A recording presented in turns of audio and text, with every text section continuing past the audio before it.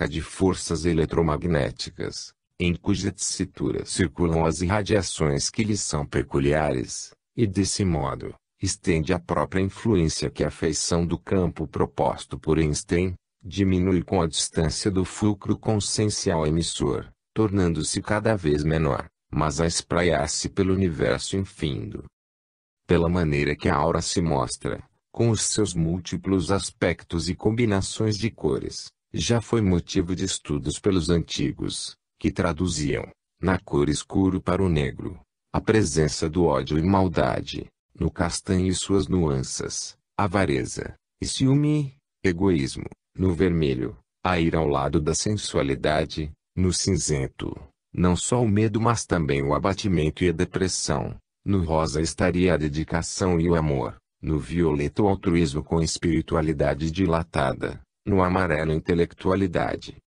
Nos dias atuais existem muitos trabalhos de registro dessas irradiações áuricas, em fotografias e cinematografia coloridas, efetuadas em campos de alta frequência, calcados nas descobertas do casal Kirlian, de origem russa, e que por isso, foram denominados kirlingrafias.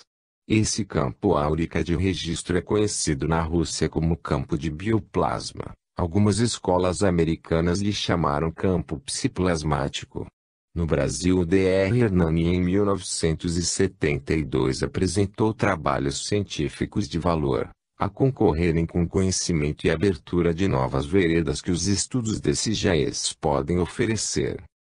No registro desses campos áuricos, alguns autores acham que essas energias nada mais são do que o efeito corona. Este realmente existe como resultado da fuga da alta frequência e voltagem na superfície do material em que incide.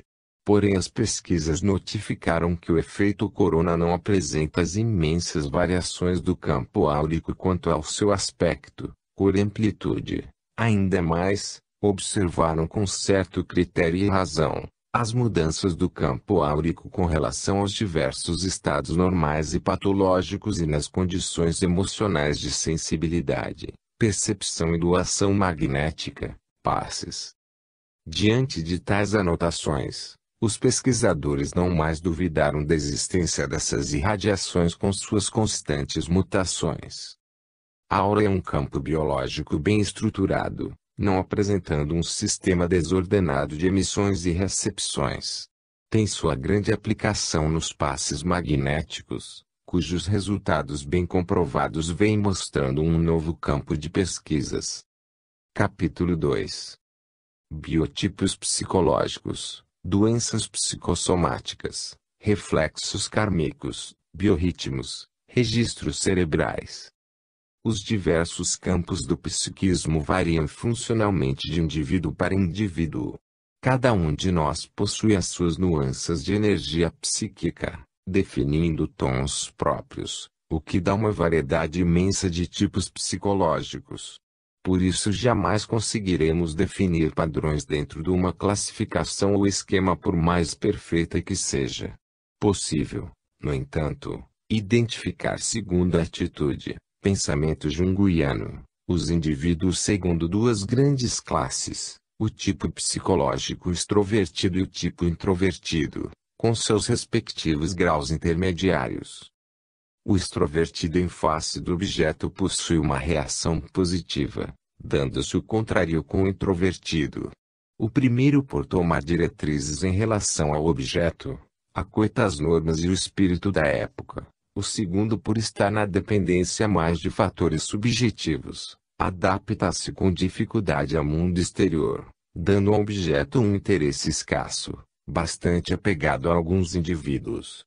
Bem claro que existindo variações de toda a ordem, essa apreciação denota uma tentativa de abordagem e definição. O extrovertido liga-se quase imediatamente aos objetos que lhe chamam a atenção, ao contrário do introvertido, que estanca a fim de analisar o objeto que o está atraindo. O extrovertido é comunicativo, o introvertido é reservado. O extrovertido, apesar de atar-se facilmente aos objetos de sua atenção momentânea, com mais facilidade desloca o seu interesse para outro objeto, O introvertido após análise atenciosa fixa-se por mais tempo ao objeto. O extrovertido é lábil nas emoções, o introvertido conservador das emoções. Considerando-se essas duas grandes classificações psicológicas, extrovertido e introvertido, podemos completá-las admitindo para ambos os tipos, infranormais, intermediários e supranormais. Logo existirá entre os introvertidos e extrovertidos os indivíduos psicologicamente deficientes, infranormais ou anormais, indivíduos comuns que representam a média da humanidade, normais ou intermediários, e indivíduos de grandes possibilidades psíquicas, onde podemos enquadrar os gênios, artistas célebres, etc. Supernormais.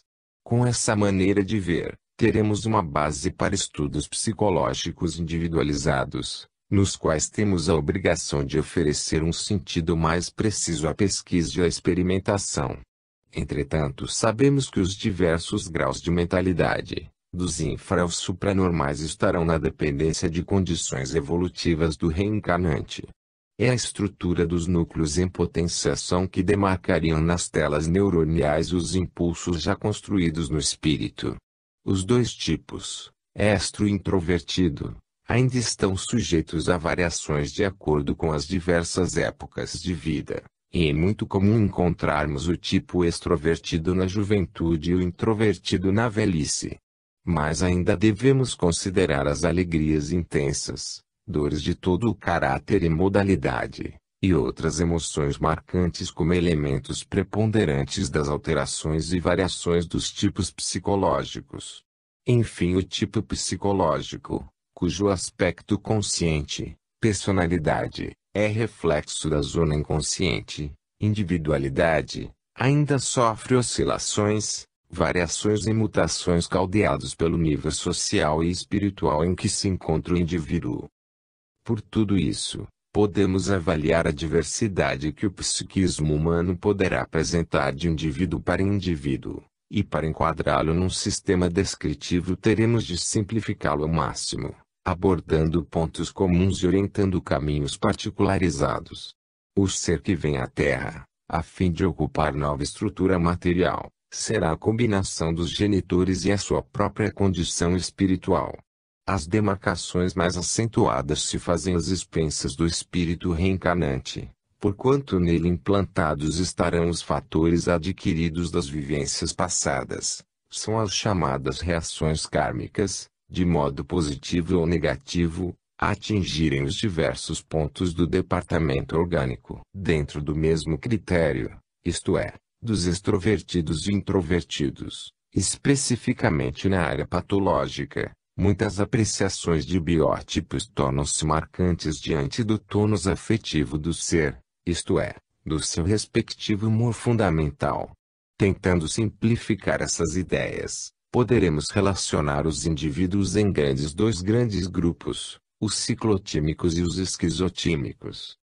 Os ciclotímicos estão voltados para o meio exterior, por isso, sociáveis, alegres e realistas, com capacidade de intensa mobilidade psíquica em face das excitações externas.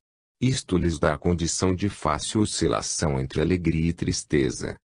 Os esquizotímicos possuem pobre e reservada expressão de sensibilidade, por isso estão sempre distantes, pouco sociáveis, de humor frio, condicionando um natural retraimento a ponto de refletirem um reduzido e inadequado intercâmbio psíquico. As mudanças de humor, em tonalidade variada, são observadas nas doenças mentais, em diversas angulações, permitindo muitos registros, onde salientamos humor melancólico, com bloqueios depressivos diversos, humor maníaco, com euforia doentia e às vezes dispersão de ideias pela velocidade de pensamentos, humor esquizofrênico, onde impera a apatia, com indiferença afetiva a refletir sem desinteresse total, impulsionando o indivíduo para um mundo interno, geralmente intenso e enigmático, verdadeira posição autista. Na posição de autista o indivíduo projeta-se a um total retraimento com difíceis e às vezes impossíveis condições de comunicabilidade. Alguns seres já chegam à condição reencarnatória em franco ateísmo e recusa a vida. A psicopatologia tem apreciado várias interpretações que não atendem aos porquês. O mundo espiritual aqui e ali tem informado que a condição ateísta desde o nascimento seria o resultado da revolta do espírito diante a imposição reencarnatória. Bem claro que, além disso, estarão presentes reações como respostas de uma vida pretérita distoante. Apesar das compreensíveis variações que os biótipos oferecem, tudo isso fala em favor, não propriamente de imposições determinísticas, mas em prováveis fatores que a organização espiritual consegue imprimir durante o processo renovatório da reencarnação, morfogênese.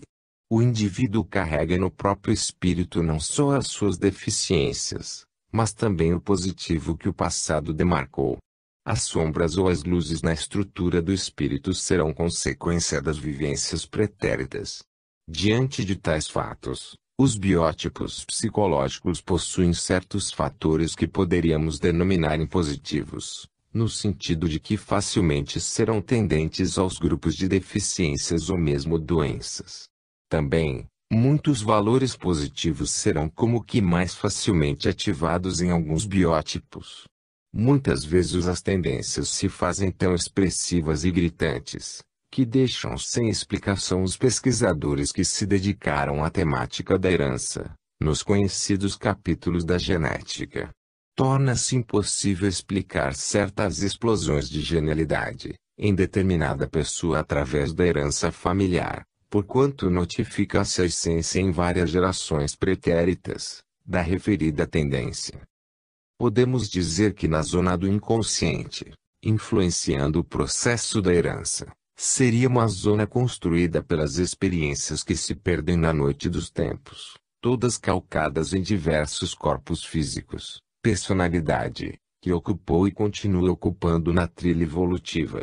O espírito necessita de imensas experiências como lastros de aptidões, a fim de que numa determinada etapa reencarnatória possa oferecer tais condições de criatividade, como elaboração alicerçada no acúmulo de qualidades. Aconteceria como que um real ajustamento de proposições que no cadinho das específicas reações psicológicas, em determinada época jorrasse, em torrente por necessidade de equilíbrio psíquico. Essa torrente seria tanto mais harmoniosa e bela, quanto mais plena de experiências construtivas for lastreado o espírito. Compreende-se perfeitamente, se não houver um ajustamento adequado de qualidades, que a zona espiritual só poderá oferecer pequenos fragmentos, até mesmo sem sentido, de algo que está por derramar, que se desgarrou do conjunto, ainda não bem elaborada.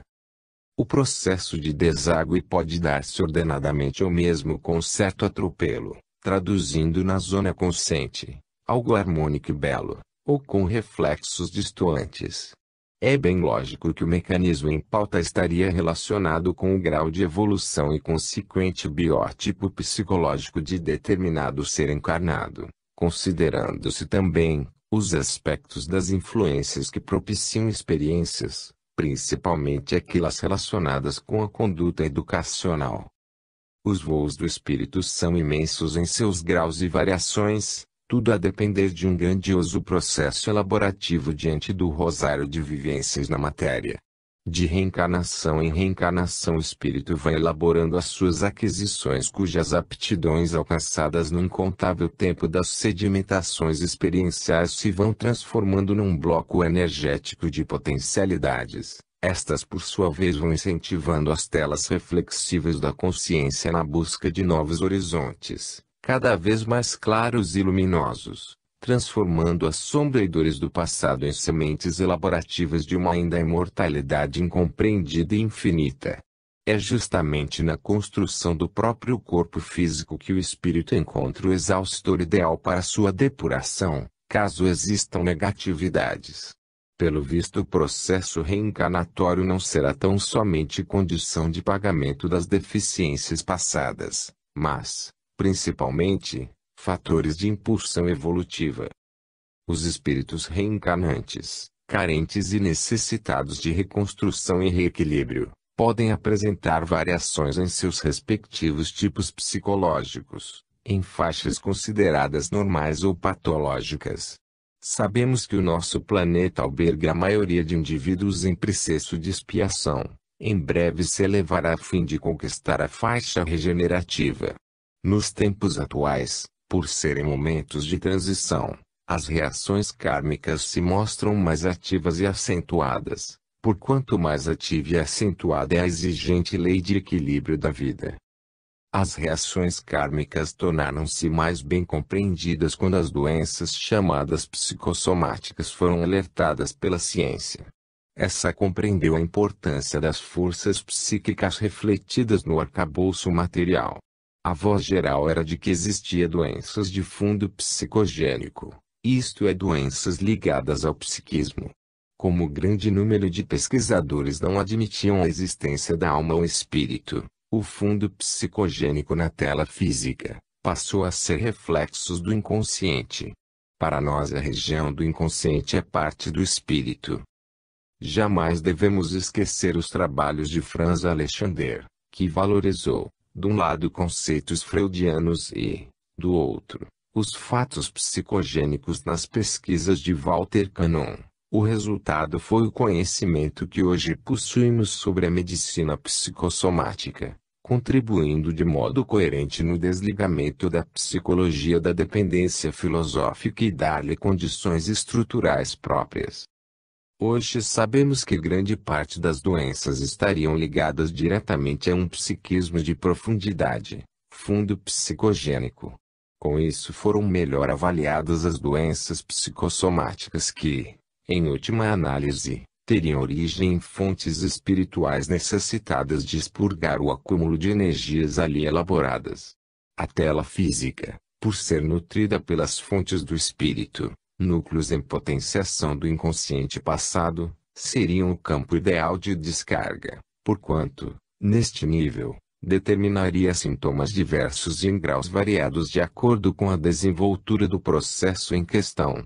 Os sintomas daí resultantes, como reações kármicas, reações-respostas de negatividade de vidas pregressas ou da vida atual, refletiriam dores físicas ou psicológicas por excelência, sempre aproveitadas na construção dos núcleos em potenciação deficientes ou doentes, responsáveis diretos pelos desencadeamentos das reações. Reações refletidas nas doenças psicossomáticas são reações de variável teor, porém muito mais brandas do que as reações apresentadas pelas severas doenças mentais, embora sempre presentes no componente emocional que envolve as doenças em geral. As alterações no corpo físico, por influência do campo emocional, já eram conhecidas das antigas civilizações. Afirmavam que as funções do corpo poderiam ser descontroladas pelos mecanismos da alma, tanto assim que os antigos iniciados utilizavam medicamentos vegetais, e, principalmente a musicoterapia, hoje em voga, e discussões filosóficas a fim de atenderem a uma verdadeira catarse. Desde a escola iniciática de Alexandria que já se pensava existir no corpo físico uma região mais diretamente influenciada pela alma, a glândula pineal. Este pensamento atravessou os séculos tendo em Descartes o seu grande defensor. Estudos bem modernos pelo pesquisador francês Thebault, estão concluindo que a glândula pineal é o campo mais expressivo nos mecanismos psicológicos. O espírito André Luiz, pela psicografia de Francisco Cândido Xavier, no livro Missionários da Luzede. Feb. Dedica interessante capítulo sobre a epífise ou glândula pineal e sua importância nos mecanismos mais expressivos do psiquismo. Com as descobertas científicas do século XIX e XX, foi-se afirmando a influência do sistema nervoso na vida afetiva, de modo especial a área vegetativa, taxado de sistema autônomo por lhe ser atribuído a responsabilidade integral do controle das emoções. Entretanto, hoje, com maior avaliação científica, sabemos da importância de toda a área nervosa, pelas pesquisas de Cannon, Papez e MacLean, quando apreciaram as funções de autoconservação e preservação da espécie. Todas as manifestações da tela física, manifestações neurovegetativas, podem dar-se diante de emoções disparadas num determinado momento de vivência do ser, ou podem desencadear-se sem causa aparente, portanto têm raízes pretéritas, isto é, em vivências passadas, verdadeiras reações dos automatismos do inconsciente.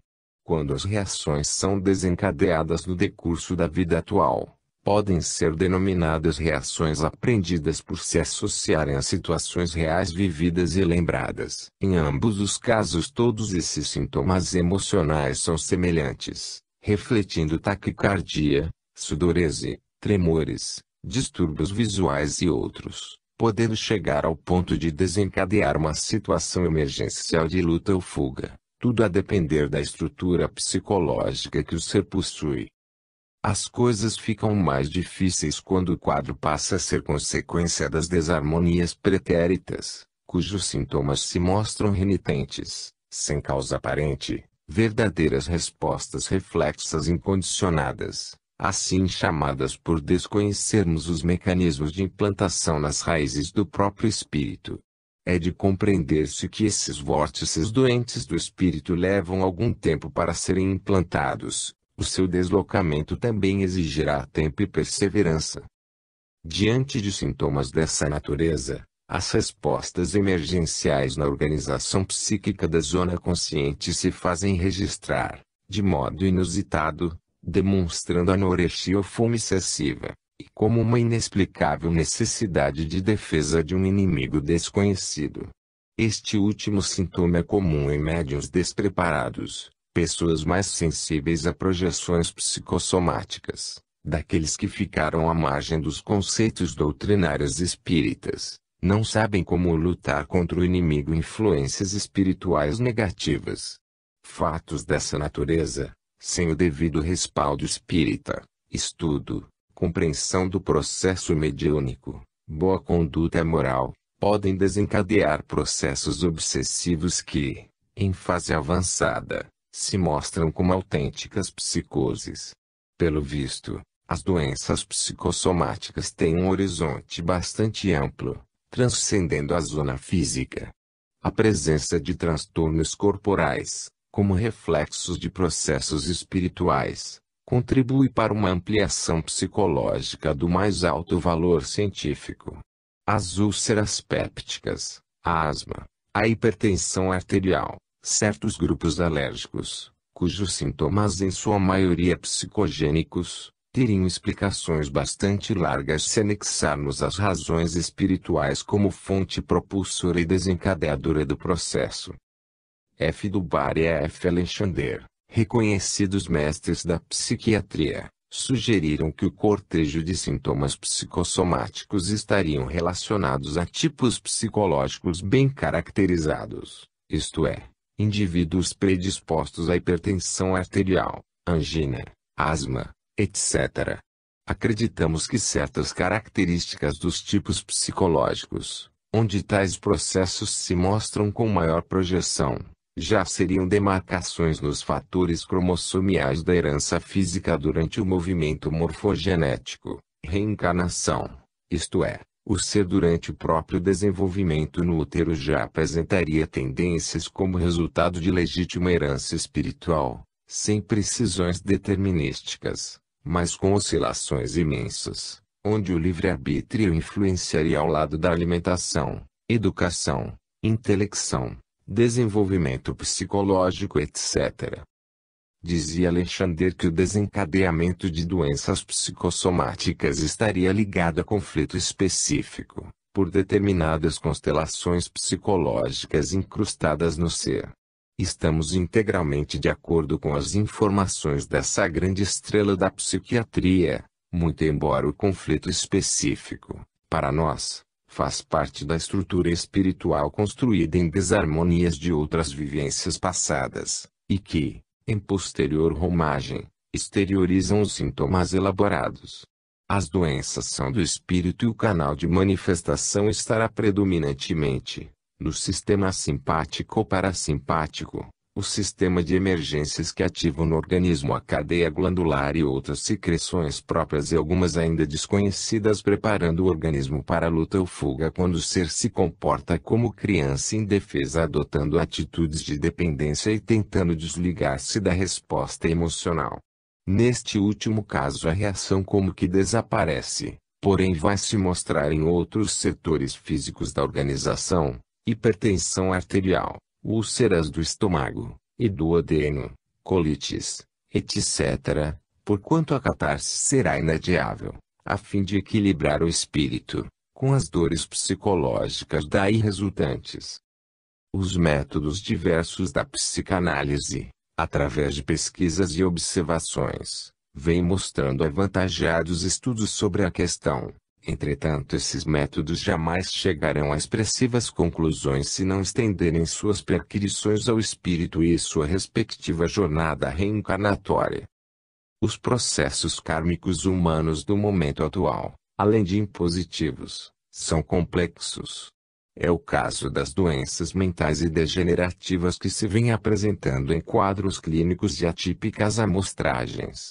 Ao lado disso, o homem de ciência também tem ampliado boas possibilidades nas pesquisas. Na área cerebral, os registros de seus ritmos e ondas, no dia a dia, vêm contando com aparelhagem bem desenvolvida, embora a região do psiquismo ainda seja terreno não desbravado. A colheita dos ritmos cerebrais pelo eletroencefalograma tem fornecido algumas luzes, mas ainda estamos longe de compreender a intimidade dos processos mentais.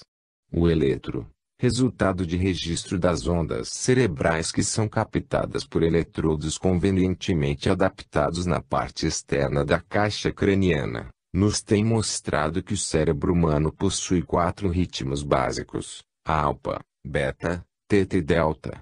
Foram assim denominados em virtude das variações de frequência das ondas, mensuradas em ciclos por segundo. O registro eletroencefalográfico denota que o ritmo alfa encontra-se numa faixa de 7 a 14 s, ciclos por segundo. Acima de 14 até 23, em média, estaria o beta.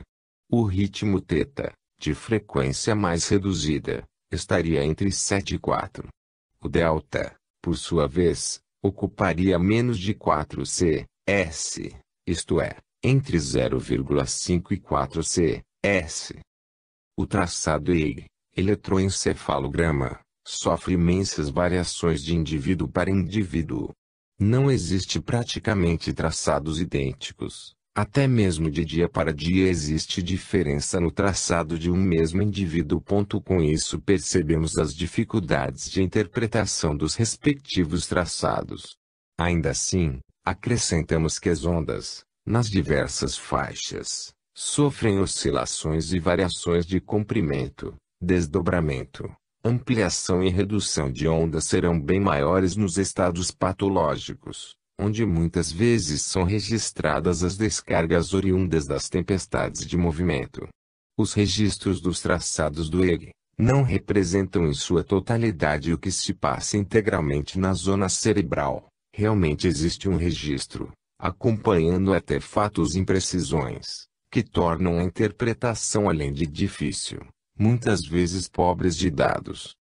Apesar das novas técnicas e aparelhagem mais sofisticada, o traçado não oferece condições que permitam diferenciar um infranormal de um supranormal. Ambos os biótipos podem ter registros de caráter normal ou anormal, isto é, a eletrogênese pode ser normal ou patológica. Daí estarmos sempre atentos ao paciente, quanto às suas queixas e sintomas, valendo-nos do EEG como dado auxiliar valoroso. Retratando o traçado eletroencefalográfico, as ondas alfa representariam o ideal ritmo psíquico humano. Poderíamos dizer que seria o ritmo dos harmonizados e equilibrados, praticamente os que alcançaram a paz no nosso tumultuado momento de vida planetária. O homem aflito dos nossos dias jamais alcançará o ritmo alfa, a não ser que se prepare nas realizações construtivas, em pensamentos equilibrados, em boa conduta moral, nas meditações bem dirigidas na vigília. Durante o sono, fazem que nos encontramos desligados da consciência ativada pelo nosso sistema competitivo de vida. O ritmo alfa estará sempre presente. É claro que muitos indivíduos apresentam o